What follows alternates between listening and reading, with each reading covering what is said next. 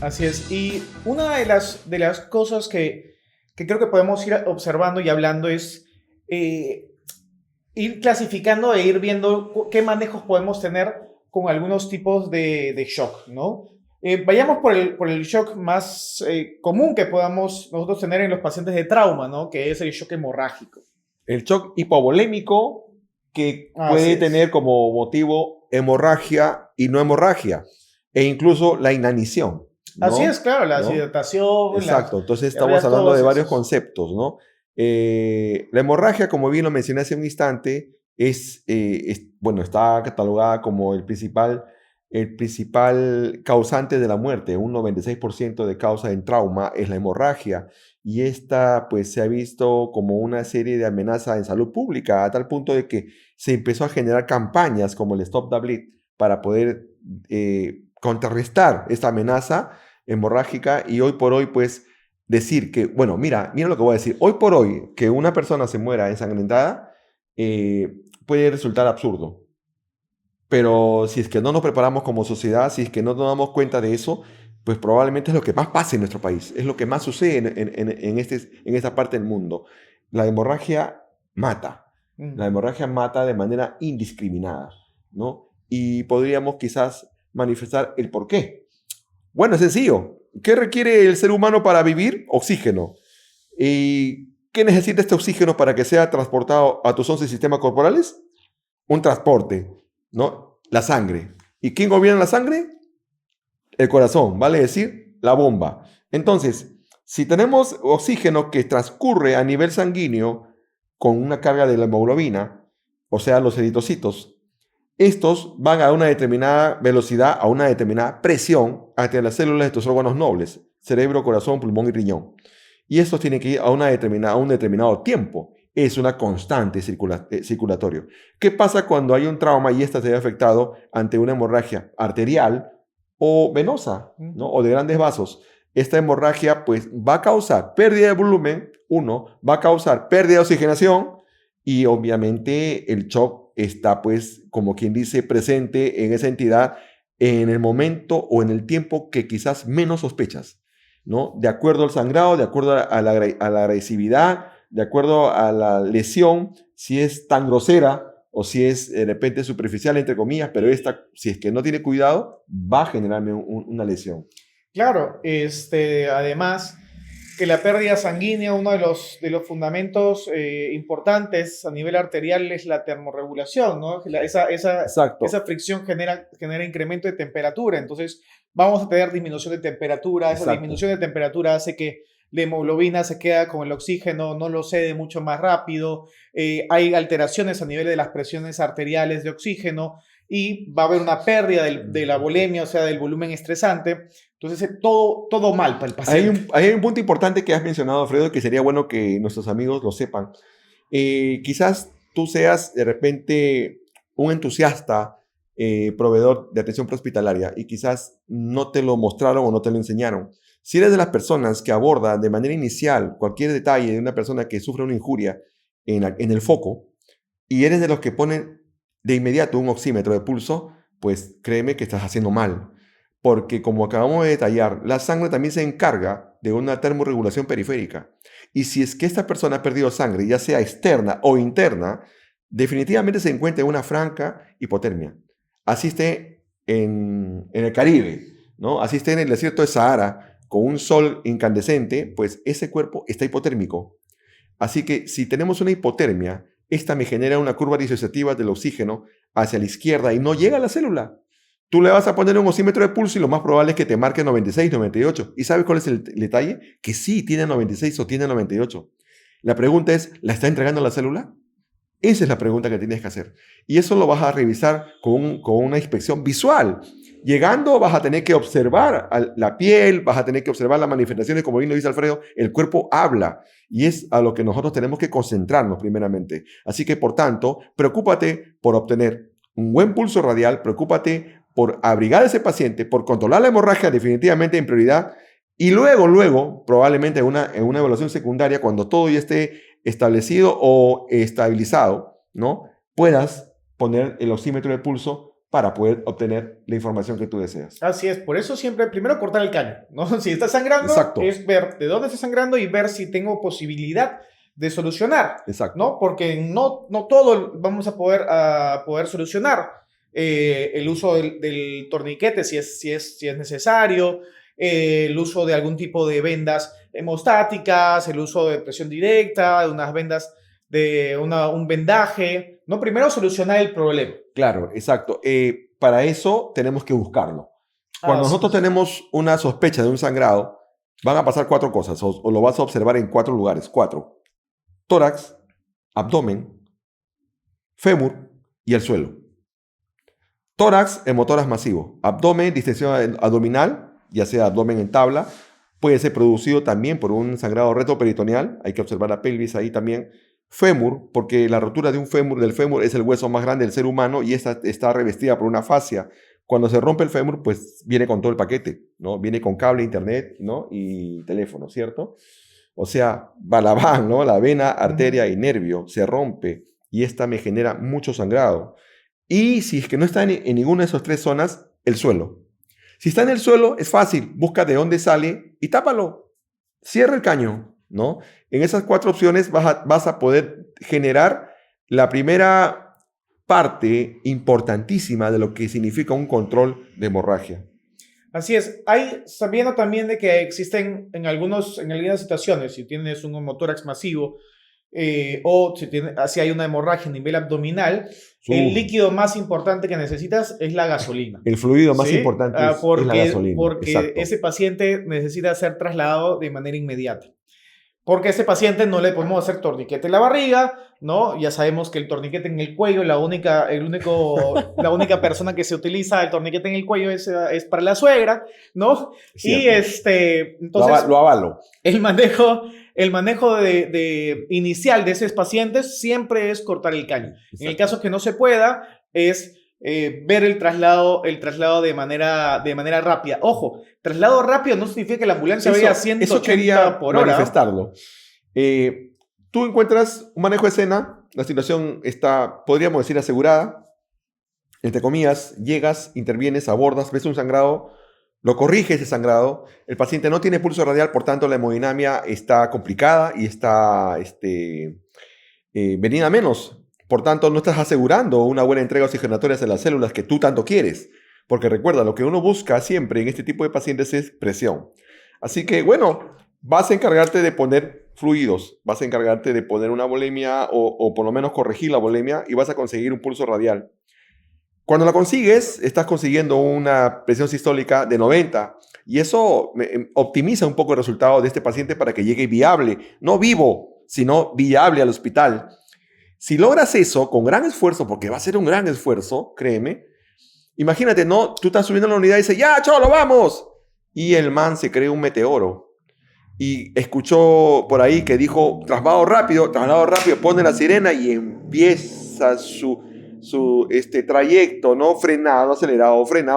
Y tienes que saber que una aceleración o una desaceleración de una unidad móvil como la ambulancia me genera un cambio brusco de 20 milímetros de mercurio.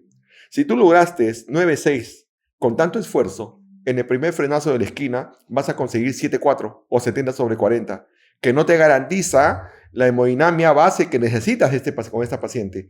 O de repente vas a de repente incrementar la hemorragia por un contexto de cambio de presiones, si es que fuera interna. O sea, tantas cosas que tú vas a poder generar un daño y de repente involuntario, sino por falta de conocimiento. Entonces, siempre es bueno que el piloto también esté atento a estos detalles. Tienes que estar atento a lo que tú tienes, a lo que recoges, al diagnóstico presuntivo y a la gravedad que implica con esta persona. Así es.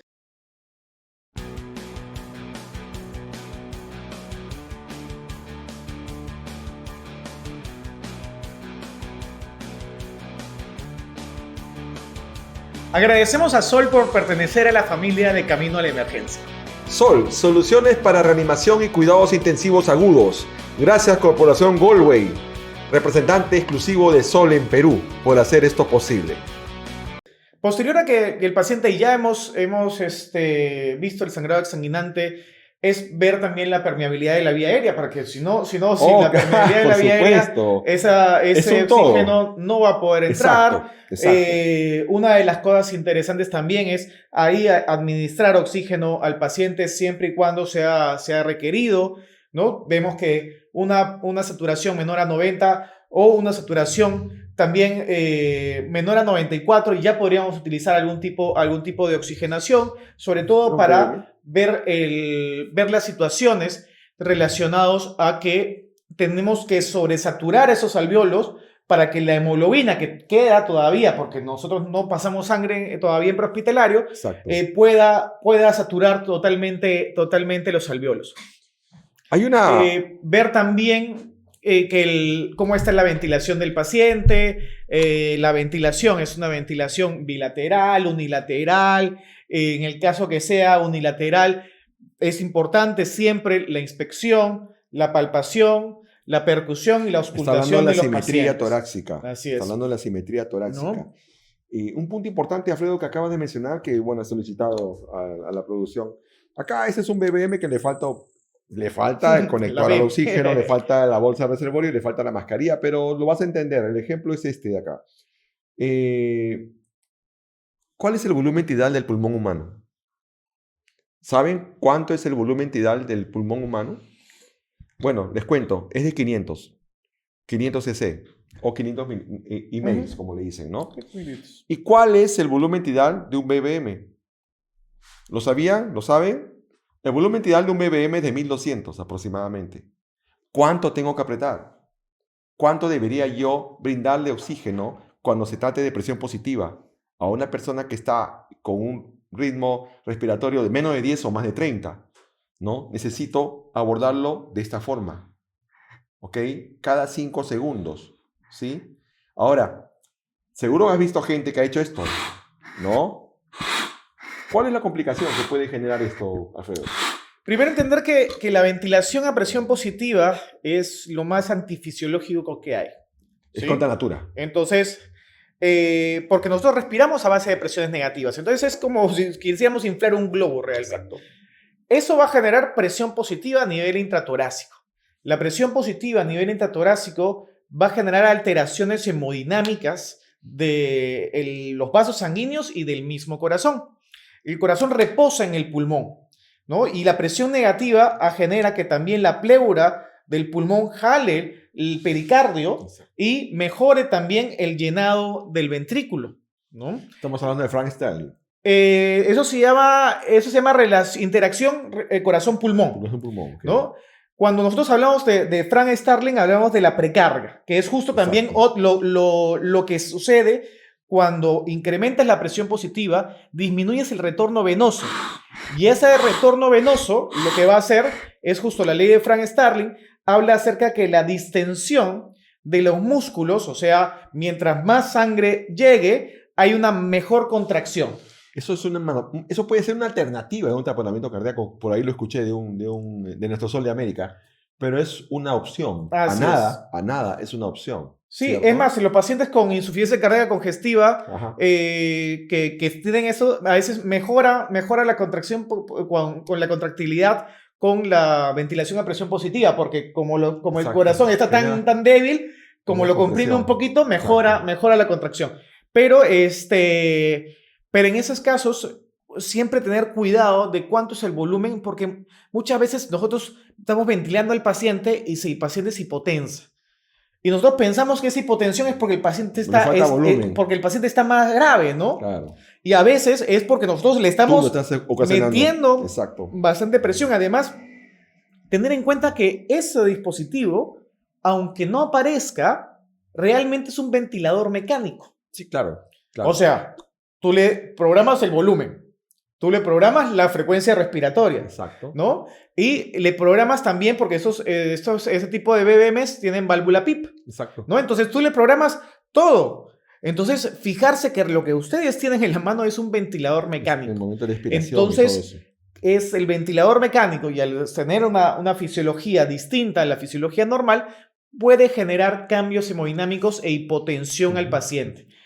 Sí, otro dato importante es que tienes que saber que el cuerpo humano tiene un esfínter esofágico que me permite o impide el hecho de que cuando tú tomas una bocanada de aire, hay un esfínter que impide que ese aire pueda ir al estómago, ¿no? Ese esfínter tiene una defensa de 20 milímetros de mercurio, aguanta una presión de 20 milímetros de mercurio. ¿Sabes qué pasa cuando tú lo haces muy bien? Ojo, cuando lo haces bien, ¿ya? Hacerlo bien significa más o menos la tendencia de juntar estos dos dedos y que los dedos se junten. Mira, ¿ok? Cada 5 segundos haces esta ventilación con un excelente sello a nivel de la vía aérea. ¿Y sabes cuánto de presión ocasionas haciéndolo bien? 40 milímetros de mercurio. O sea, desde ya haciéndolo bien, estás sobrepasando y estás generando un posible reflujo o una regurgitación. Y eso, pues, es complicado porque el paciente se puede broncoaspirar. Entonces hay que tener mucho cuidado a la hora de hacer manejo de este dispositivo. Hay que tener mucha responsabilidad y sobre todo conocimiento del dispositivo. No es una acción mecánica que te hace ver bien cool o bien simpático para la foto del Face. No es así. Hay que hacerlo de manera muy responsable y sabiendo realmente lo que hacemos. Si es que lo ignorabas, pues genial que lo sepas ahora. Así que a tener más cuidado en adelante cuando hacemos ese tipo de manejo de vía aérea. Muy bien, entonces, como ya vimos, solucionamos el problema de la hemorragia, vimos la vía aérea, vemos la parte de ventilación para también saber si es que ese shock que se está generando o esas acciones que se están generando no hay algún tipo de alteración dentro de la cavidad torácica, ¿no? Exacto. Llámese neumotórax a tensión, llámese el hemotórax masivo, un neumotórax abierto que también podría generarme cambios o alteraciones, el tórax inestable.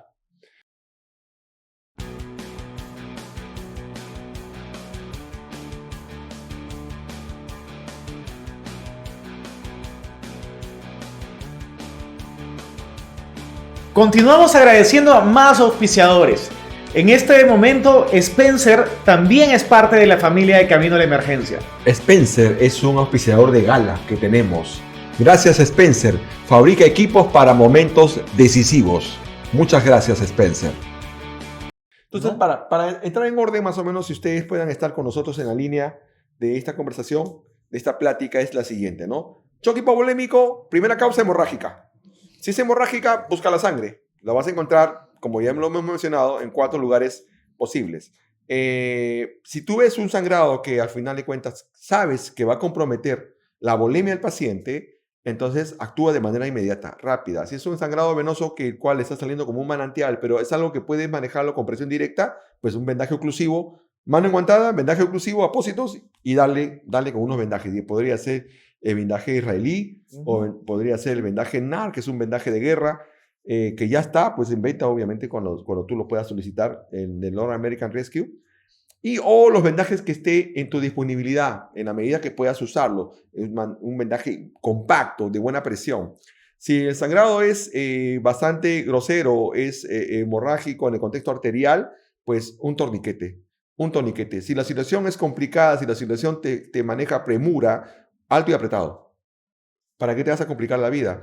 Es cierto que este es un concepto táctico, pero a veces en el ambiente urbano, pues tienes que tomar decisiones prontas y luego podrías tú de repente rectificarlo con una reconversión o una reposición, en la Así medida que es. te encuentres a distancia del nosocomio, ¿cierto? Sí, y después podemos evaluar, ¿no? Después de lo que ya hemos visto, evaluar la circulación. La Exacto, circulación, ¿qué cosa nos dice? Ver cómo está la piel. La piel está pálida, está caliente, está exacto. fría, es diaforético, ¿no? ¿Cómo está la piel? Y de ahí una cosa interesante es el pulso radial, pero es la calidad del pulso. El pulso es rápido, es lento, es Filiforme. fuerte o es filiforme, porque eso me va a decir a mí qué es lo que ha sucedido con el paciente. Este paciente lo que tiene es un problema, ¿no? De líquido, ¿no? Por eso lo siento de repente ¿no? No tan fuerte, es un problema de bomba, es un paciente que puede haber pasado al nivel del corazón con el paciente, o es un problema de los vasos dilatados, el paciente está infectado, ¿no? Entonces, fíjese cómo solo el ver ese pulso ya me va teniendo idea de qué cosa necesita mi paciente, qué es lo que ha sucedido con él, ¿no? La Entonces, crónica. sí, La crónica porque muchas veces es un paciente que que adjunta al llegas, que paciente. llegas a una casa y lo ves hipotenso y no, Exacto. ahorita se ha puesto así. Siempre es la clásica de los familiares a veces es, ahorita se acaba de descompensar. Entonces, ver qué cosa le está pasando al paciente, ¿no? Ha estado con diarreas, ¿no? Ha vomitado muchas Exacto. veces, ha recibido Exacto. líquidos. Entonces, Que es la ver otra qué es lo que causa necesita de la hipovolemia, Así es, no ¿no? hemorrágico. Porque para no pensar a veces que todo shock hipovolémico es hemorrágico. Exacto. Entonces, ver qué es lo que necesita mi paciente ahí en circulatorio para saber que realmente soy un paciente que puedo tener algún tiempo para demorarme o es un paciente realmente crítico. Sí. Entonces, y a partir de ahí ya tomo acciones de acuerdo a lo que yo necesite. Si es un paciente en la cual los antecedentes y por eso la anamnesis, la información que yo pueda tener, ¿no? Cuando hablamos del paciente médico dentro del OPQ-RST, ¿no? Que podamos observar, me va a decir mucho para yo poder dar un diagnóstico presuntivo. Exacto. Y pensar cuál va a ser mi causa. No, mira, hace deposiciones 10 veces al día, casi no quiere comer, se la pasa todo el día durmiendo, nosotros lo dejamos dormir porque pobrecito, que duerma, ¿no? Y eso es un estado de gravedad de los Exacto. pacientes. Entonces, sentimos eso y vemos de repente por lo que ha dicho y por lo que yo he encontrado, este paciente se soluciona con líquidos. Entonces, es probable que yo le pueda poner bolos de 500 cc y evaluar nuevamente a partir de ahí. Y siempre las reposiciones de líquidos, lo mejor es usar vía periférica, ¿no? Entonces, usar vía periférica, un calibre ancho y pasar 500 mililitros y de ahí reevaluar el paciente.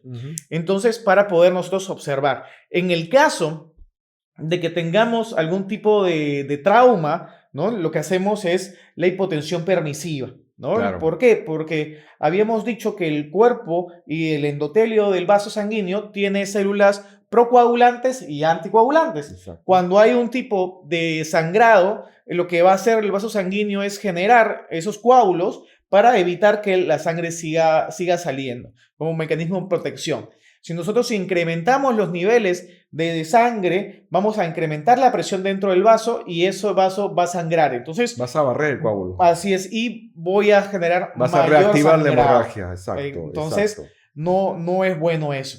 Sí, cuidado con eso. Evaluar el estado de conciencia del paciente. Sí. Los cambios del estado de conciencia me indican también severidad y ver también cómo está la exposición del paciente, mantener siempre la normotermia del paciente. Entonces, eso es básicamente cómo nosotros podemos ir controlando y a veces pensar que un shock pueda tener características también, no pensar que es todo shock hipovolémico es hemorrágico. Sí, exacto, ¿no? exacto. Entonces, siempre tener mucho cuidado, o sea, que la volemia, o sea, que el volumen estresante, se ve reflejado con la sensación de la presión. Cómo está llegando la sangre al cuerpo está relacionado con el llenado capilar. Ojo, también la macrocirculación es inversamente proporcional a la microcirculación. ¿Qué significa? De que por tener una presión muy elevada, y eso lo vemos en los pacientes, y no sé si alguna vez ustedes los han visto, los pacientes que usamos vasopresores, medicamentos para elevar la presión. Sí, claro. Cuando usamos vasopresores a dosis muy altas, van a darse cuenta que las manos y los pies se van a empezar a poner más pálidas o se va a poner más cianóticos, ¿no? Entonces, eso quiere decir que la microcirculación está en desmedro de la macrocirculación. No está llegando a la parte distal. Entonces, no le está llegando a la parte distal. Entonces, es una manera de nosotros evaluar cómo realmente está el delivery de oxígeno, cuánto oxígeno le está llegando al paciente y la extracción del oxígeno. Volvemos nuevamente a explicar el tema de la fisiología, porque es muy interesante saber que lo que estamos haciendo, ¿no? Dándole ese tipo de líquidos es mejorar la presión, pero a la vez manteniendo una hipotensión permisiva para mantener en sí que el corazón no tiene algo que se llama reserva cardíaca, La reserva cardíaca es la energía que tiene el corazón para poder cumplir su función. Exacto. Cuando el corazón se estresa, ya va perdiendo esa reserva cardíaca y se va generando más daño. Otro de los aportes interesantes dentro de la dinámica prehospitalaria es ver el índice de shock, ¿no? El índice de shock, en el cual la frecuencia cardíaca sobre la presión arterial sistólica, si se encuentra esta mayor a 0.8, el paciente tiene un índice de shock elevado, entonces hay que buscar, ¿no?, cómo solucionar esto. Esto es un método más cuantitativo de poder observar cuál va a ser el manejo. Entonces tenemos muchas estrategias para poder nosotros ir viendo los conceptos prehospitalarios. En el caso ahora, por ejemplo, de los pacientes que tienen algún tipo de shock más que todo distributivo, ¿no? Creo que es un poco más complicado ese tipo de pacientes con shock distributivo por el hecho de que tenemos muy pocas estrategias para poder solucionarlo. Obviamente, en el caso de un shock anafiláctico, vamos a poder contrarrestar siempre el uso de la adrenalina, ¿no? En este tipo de casos es importante, con ¿no?, un corticoide al respecto. Así es, ¿no?, pero si se da adrenalina, que sea intramuscular. Intramuscular, exacto. Intramuscular. ¿No? Se ha determinado que tiene mejor absorción. Así es, y sobre todo en el vasto externo. En el vasto externo, ¿no? Sí, es algo, eso sí es un aporte del programa, porque pues tenemos de repente el concepto equivocado, ¿no? De usarlo a nivel endovenoso, o diluido. Subcutáneo, normalmente o subcutáneo. Un tercio de ampolla subcutáneo, ¿no? No, se usa a nivel intramuscular.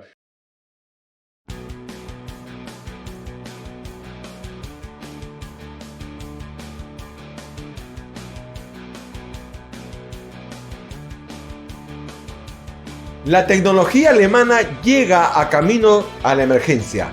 PAX, otro auspiciador que tenemos tanto que agradecer, Alfredo. Sí, muchísimas gracias, PAX, por estar compartiendo con nosotros el auspicio aquí en Camino a la Emergencia. PAX, equipos para el mejor desempeño. Gracias, PAX. Está hablando ahora de shock distributivo, donde de repente el síntoma más característico es la vasodilatación. Y acá tenemos un detalle. El oxígeno se genera en tres tipos de aportes, o sea, aporte oxigenatorio, captación del oxígeno y extracción del oxígeno. Cuando tú tienes un problema tanto en el aporte, que puede ser en el shock hipovolémico o en el shock cardiogénico, o en la captación, que puede ser un distributivo, como el shock séptico, pues vamos a tener la aparición de la disoxia, que es un shock metabólico que empieza a generar mayor complicación y es una estructura muy simpática para poder determinarlo y darnos cuenta de poder corregirlo, porque ese es el desenlace fatal. Y quizás sea uno de los temores de repente que nosotros podamos enfrentar a la hora del tratamiento de un paciente de esta naturaleza. Entonces, en el shock distributivo, la vasodilatación es sistémica y es ocasionada por diferentes situaciones. En afilaxia es activado por un agente alergeno que me genera la inflamación o el edema de los campos fenestrados de los vasos vasculares, ¿no? Esta es una red que se empieza a inflamar, ¿no? Y empieza a ver la extravasación, empieza a ver la inflamación palpebral, edema. Lo peor que puede complicar aquí es el edema de glotis, ¿no? Tenemos inflamación en mucosa que nos va a complicar. Y a esto tienes que identificarlo con un rash cutáneo, prurito, a veces un tiraje intercostal a la hora de respirar con músculos accesorios, y la historia breve que tú vas a determinar a la hora que llegues. En este caso ya no es traumático, podría ser clínico, ¿no? Al domicilio, a donde tú te envíen, ¿no? A un restaurante, Exacto, donde te envíen y hacer el análisis. En un shock séptico probablemente quizás sea un paciente postrado, ¿no? Bueno, puede haber varias cosas, o sea, normalmente puede ser un paciente, por ejemplo, los pacientes diabéticos, ¿no?, que tienen un pie diabético y que lo que generan es una bacteremia, entonces eso lleva a la vasoplejía vascular. Entonces ahí es un poco más difícil de ver porque esos pacientes, ya el problema no es netamente de volumen, sino que el vaso sanguíneo está dilatado. Exacto. Entonces es ahí donde nosotros usamos algunos medicamentos que son los vasopresores, ¿no? Los vasopresores lo que va a hacer es comprimir la arteria. Este es un vaso, perdón, Alfredo. Este es un vaso. Tiene la cantidad sanguínea exacta en ese vaso y eso me genera una presión. Pero por un contexto que lo menciona Alfredo, el vaso se dilata, mantiene la misma cantidad de sangre, por tanto la presión disminuye. es aumentar la manguera y la presión se va al suelo, se va abajo.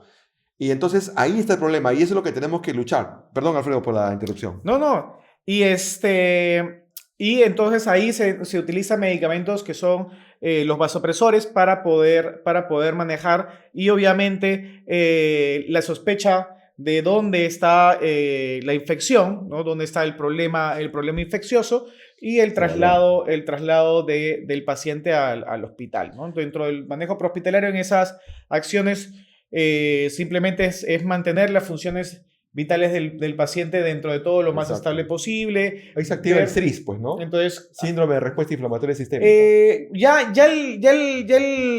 síndrome de respuesta inflamatoria sistémica se puede ver en muchas situaciones. Se puede utilizar varios tipos de métodos, por ejemplo el Quick-SOFA, que también ya el Quick-SOFA está muy en duda, se puede utilizar el NEWS, el MUSE, hay varios métodos para catalogar que este paciente cumple criterios de sepsis o no cumple criterios de sepsis. Lo mejor siempre es el manejo, se dice el manejo de sepsis temprana, ¿no? El manejo temprano de la sepsis. Por eso hay una guía que es el Surviving Sepsis Campaign, que es el Sobreviviendo a la Sepsis, el cual nos da las pautas muy, muy claras para evitar que este paciente lleve a un shock séptico, ¿no? En conclusión, detectar, sospechar, trasladar. Así es. En un shock séptico no hay más que hacer. Sí, es mantener la hemodinamia lo mejor posible. Exacto. En el caso, sobre todo, de los pacientes, por ejemplo, con un shock cardiogénico, ¿no? Hay que ver la causa de este shock cardiogénico. La mayoría de las causas normalmente son pacientes más crónicos, son pacientes que tienen ya una patología de fondo, los pacientes con insuficiencia cardíaca congestiva, normalmente son los que abundan en este tipo de situaciones, o los pacientes que sufren infarto agudo de miocardio, ¿no? Por ejemplo, ya ha salido la guía europea, ya llama, antes se decía que el síndrome coronario agudo ya es síndrome de isquemia miocárdica, ¿no? Entonces, ¿dónde vamos a poder ver que el sistema cardiovascular como bomba ya genera algunas fallas? Entonces, en el infarto es verificar y ver la característica del dolor, ¿no? El dolor tipo opresivo, el dolor es irradiado. El signo de Levy. Entonces, ¿cómo es el dolor? En algunas complicaciones, en algunos pacientes, sobre todo los pacientes diabéticos realmente son un dolor de cabeza para la clínica. No hay dolor. Porque los pacientes pueden sentir a veces epigastralgias, claro, ¿no? Que muchas veces uno dice, de seguro se ha empachado, comido algo y se ha empachado, ¿no? Entonces la epigastralgia siempre es importante sacar un electro o monitorizarlo para ver por lo menos cómo está la parte hemodinámica del paciente. Si se tiene un electrocardiograma de 12 derivaciones sería lo ideal, ¿no? Para evaluar si es que hay supradesnivel o infradesnivel del segmento ST o si hay algún tipo de alteración. Entender que los pacientes con infarto agudo de miocardio se tienen que trasladar a hospitales de alta complejidad. De alta complejidad, sí. Y sobre todo preferir hospitales que tengan cateterismo cardíaco. Pero generar también el tratamiento base. Y así es, base. iniciar con el manejo ¿no? el uso de la aspirina. La aspirina tiene que ser masticable, ¿ya? Que mastique la aspirina 300 miligramos, el clopidogrel también 300 miligramos. En el caso de pacientes mayores de 75 años, 75 miligramos, o en el caso de pacientes que vayan a cateterismo percutáneo, 600 miligramos, el uso de la atorvastatina, el uso dependiendo si se tiene o no se tiene, ya en otros centros de atención prehospitalaria se tiene ya disponible el Actilice, ¿no? Para poder hacer trombólisis de los pacientes. Entonces, también es interesante ver cuáles son los conceptos que nosotros podemos hacer, ya ir promulgando el uso de la trombólisis a nivel prehospitalario, que debería ser también un punto de corte, entender que el tiempo es miocardio, el tiempo es corazón, entonces ese paciente tiene que tener los menos daños posibles. Haciendo a colación lo que mencionaste hace un instante, los volúmenes estresantes, el contexto de oxigenación, cuando tú tienes una oxigenación muy alta, vas a generar vasoconstricción. Si tú generas vasoconstricción a un paciente que se está infartando, ya te imaginas el resultado. Así que cuidado con eso. El aporte oxigenatorio tiene que ser el más básico, ¿verdad? 2 litros, máximo 3, cánula binasal. Sí, así es. Si bien el aporte oxigenatorio necesita el paciente, el corazón está bajo un estrés grande, Exacto. entonces esa reserva miocárdica va a ir disminuyendo, entonces ese paciente, también el manejo del dolor es muy importante. Manejo del dolor con nitratos. Porque el dolor lo que genera es incremento de catecolaminas. Gasto cardíaco. Y eso va a generar incremento del gasto cardíaco, entonces el corazón se va a estresar y al final va a terminar generando hipoflujo. Y tratarlo como un rey o una reina. Sí, tratarlo psicológicamente muy bien, porque este paciente no se puede agitar, el paciente no puede caminar, no es que, compadre, ¿qué pasa? Yo puedo caminar, no te cojo, no, tranquilo, o sea, hay que hacer un buen tratamiento, este paciente no se puede mover, no debería generar mayor gasto físico porque incrementa el gasto cardíaco, este paciente debe estar llevado en la ambulancia sin sirena. Por favor, tómenlo en cuenta. Al final ustedes toman la decisión porque ustedes son los que están en la unidad, pero estas son las recomendaciones que se generan en base a la experiencia, en base a los años que se tiene en este rubro. Y un paciente que tú lo lleves, que esté congestionado, un paciente que ignore el tratamiento, porque a veces se le ignora, a veces no le comunican, no lo quieren llevar así, solapita nada más, y le pones sirena, ¿qué cosa crees que va a pasar por la cabeza del paciente? ¿No? Si es noico, ¿no? ¿Qué me pasa? Y ya empieza a haber problemas. Así que siempre hay que llevarlo perfil bajo, ¿no? Es la mejor recomendación que podríamos brindar. Sí, en el caso, por ejemplo, de los pacientes que tienen una insuficiencia cardíaca congestiva, es la restricción de líquidos, ¿no? Ver que tengan la mejor cantidad de oxígeno posible porque ese pulmón está lleno de agua, entonces claro. Intentar generar que mejore eso para evitar todo lo que es el shunt respiratorio, exacto, claro. el shunt pulmonar disminuya, ¿no? Y sobre todo eso, yo creo que hemos abarcado un buen ámbito. Un buen tramo, y eso que falta. De las cosas. Un buen tramo. Y lo más importante es que hay muchos dispositivos en los cuales pueden medir las cosas, pero como lo dijo un gran amigo intensivista de México, que de ahí me apoderé de su frase, qué buena, sí. Lo más importante no es que tengan todos los juguetes, sino que se sepan todos los juegos. Exacto. Entonces, por más dispositivos que se tengan en la ambulancia, si no saben cómo utilizarlos, de nada sirve. O sea, y si no tienen los dispositivos, la clínica siempre manda. Siempre la vencerá. Clínica siempre es lo más importante. La ciencia siempre vencerá. Así es. Exacto. La semiología siempre va a ser lo más importante a la hora de diagnosticar. Lo demás son algo complementario. Bueno, pues bien, qué buena charla, qué buena plática. Espero que haya sido del agrado y del interés de cada uno de ustedes. Y nada, pues síganos simplemente en las redes, ¿no? Así es, síganos en las redes. Si quieren ver algo más, síganos en nuestro canal de YouTube. Vean los podcasts anteriores. Muchas veces se relacionan algunas de las cosas que decimos con los podcasts anteriores. Pongan suscribir, pongan la campanita. Distribúyanlo para todos porque esto lo hacemos con mucho cariño, mucho amor para que se promulgue la ciencia del prehospitalario y que realmente el prehospitalario no es cargar y llevar. Tiene una ciencia y una fisiología detrás muy vasta, muy bonita y que todos deberíamos conocer. Recuerden que esto es siempre, pero siempre para que otros puedan vivir. Y esto fue Camino a la emergencia.